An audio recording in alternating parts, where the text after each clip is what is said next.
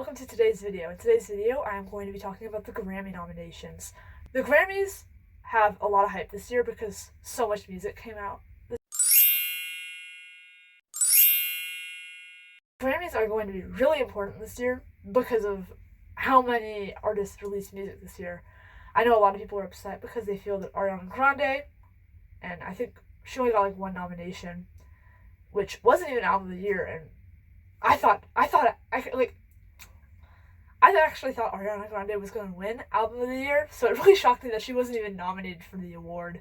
In today's video, I'm mostly going to talk about the Best New Album Award because I think that's the one that's the most important and that has the most stakes based off of it, right? So, I've got stuff written on my handy-dandy notebook. Ignore that was from last video. So, the albums nominated were Cowboy Carter by Beyonce, New Blue Sun by Andre 3000, Digesty Volume 4, Short and Sweet by Sabrina Carpenter, The Tortured Poets Department by Taylor Swift, The Rise and Fall of a Midwestern Princess by Chaperone, Brat by Charlie XCX, and Hit Me Hard and Soft by Billie Eilish. That is some stiff competition right there. I don't know how New Blue Sun or Digesty Volume 4 even got nominated. I hadn't even heard of those albums until they got nominated. I went and listened to them. Digesty Volume 4 was pretty good.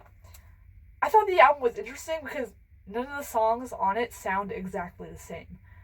Every single song sounds different, which I think makes it a really interesting album overall.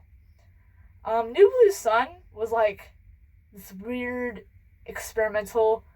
I haven't heard anything else quite like it, but it sounded really good, and I think it makes a good nomination. I mean, I am biased because I love pop music so much. Alright, I'm going to talk about my opinions for all these albums. These are my opinions, so don't worry if my opinions don't match with yours. So, the first album that on this list that I definitely don't think will win the Grammy is Cowboy Carter. Beyonce, I don't think she's won an Album of the Year award. And I don't think this year is going to change that. If she was going to win an Album of the Year award, it probably would have been for Renaissance or Lemonade or the self-titled one. Right? Cowboy Carter, I just don't think Cowboy Carter fit well into country music or into pop music. It's kind of this weird in-between that me and a lot of critics didn't like. Also, none of its other singles performed well on the chart. It was only Texas Hold'em that did remotely well. The other album that I don't think is going to win is going to be Brat. I think Brat isn't going to win because I feel like it was so big. It was such a big album. All summer I was hearing Brat Summer, Brat Summer, Brat Summer. There was the Apple Dance. There's the Apple Dance. There's all these songs that were totally viral and I heard everywhere, like Talk Talk, Von Dutch. All of the remixes from the album were absolutely amazing, and I really enjoyed it. Right? So, I think Brat could win. It has a chance to. However, I don't think it will win. But, amazing album, and I hope it wins all the Dance Pop Awards. The next album that I don't think is going to win is going to be Chaperone's Rise and Fall of a Midwestern Princess. I don't think this album is going to win because I feel like it had two singles that I feel like it had two songs that performed really well, right? Hot to Go and Red Wine Supernova, right?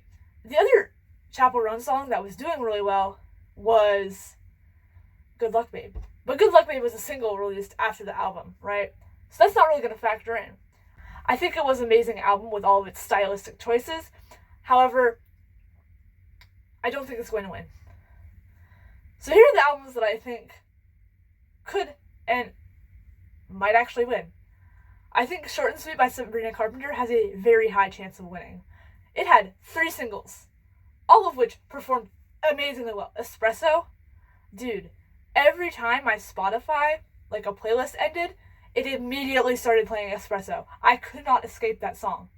I mean, I'm not complaining, it's an amazing song, and I really like it, but it is everywhere, right? And then Please, Please, Please, also, all over the charts, all over Spotify, all over TikTok and YouTube Shorts, right?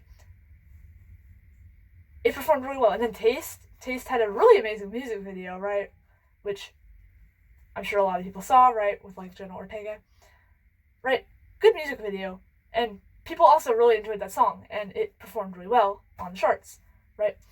And also, her album had so many good songs, right? Like, I don't think there's necessarily one song I could point to on her album and say, oh, that song sucks. I couldn't. It's a good album, right? The other album that I think could very well win is The Tortured Poets Department by Taylor Swift. I don't know if this just is like the first 15 songs she released, or if it's the other 15 as well. Because though I don't think it was as received as well by critics, I don't think The Tortured Poets Department was necessarily received super well by critics. However, it did do really good numbers, right? Like, it sold a ton of copies, and Fortnite was the number one single, right? And Taylor Swift is an amazing artist, right? She's had a super long career, so many albums. She's already won the Album of the Year award for so many albums. She won it last year. It would be so funny if she won it 2 years in a row, right? So she has won so many awards. I think they could very well give it to her. And then the other album that I think has a very good chance is Hit Me Hard and Soft by Billie Eilish. Now,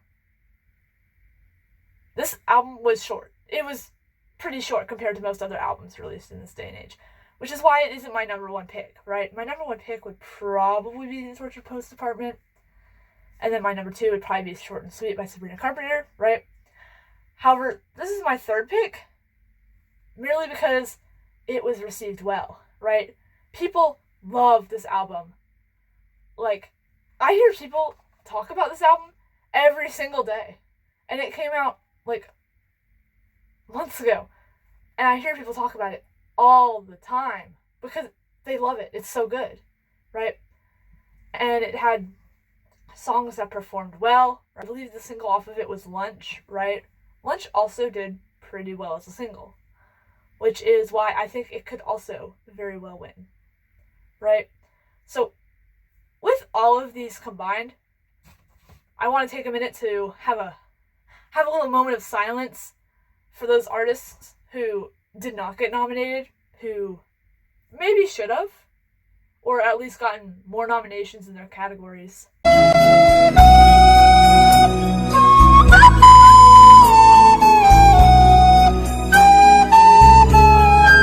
Alright, moment of silence over. Number one, Ariana Grande. Where was her nomination? Where was her nomination? Her album was so good. It had the singles. It had Yes and. Like, people were hating on her, and she proved herself by releasing what is considered to be her best album ever, and it doesn't get nominated? What? I was talking with my friends a few days before Grammy nominations got released, and they're like, oh, Opal, what album do you think is going to win Album of the Year? And I'm like, Eternal Sunshine by Ariana Grande. It had the concept. It had the critics. It had the chart scores. Why is it not nominated? Which one of these artists? I don't understand. I really don't understand. It was such a good album. I still listen to almost all the songs on it to this day. Where is it? The other one is Radical Optimism by Dua Lipa. Personally, I thought the album was mid. However, some of the singles on it were good, like Houdini and Illusion, right? Particularly Illusion. I really liked Illusion as a single, right? Not a single nomination for any of Dua Lipa's songs or music. Why? Like,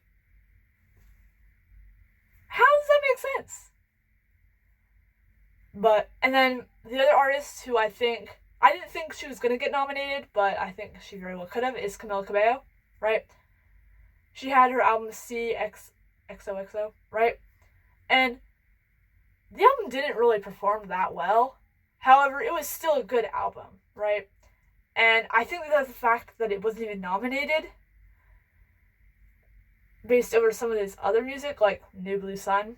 I hadn't even heard of New Blue Sun until it got nominated. So I don't understand why that replaced one of the other spots. Anyways, now I'm gonna briefly talk about the Best New Artist category, right? Why was Sabrina Carpenter nominated? I feel like she is not a new artist. She's had a Disney career for years. Like, what was that?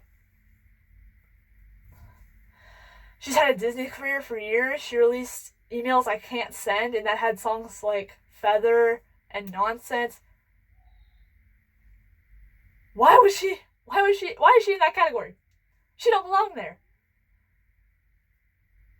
However, for Best New Artist, I do think she will probably win. It's either her or Chaperone. I think all of the Dance Pop Awards are probably going to go to Charli XCX. And then I think, like, the Best Pop Record will hopefully go Best Song or Record, one of those. I'll hopefully go to Ariana Grande, because she totally got screwed for not having... They totally screwed her over by not putting her in for nominations for Album of the Year.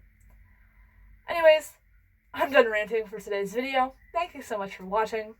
I will probably talk about the Grammys once the ceremony actually happens, and I'll probably be pissed about whoever won or whoever didn't win. Bye!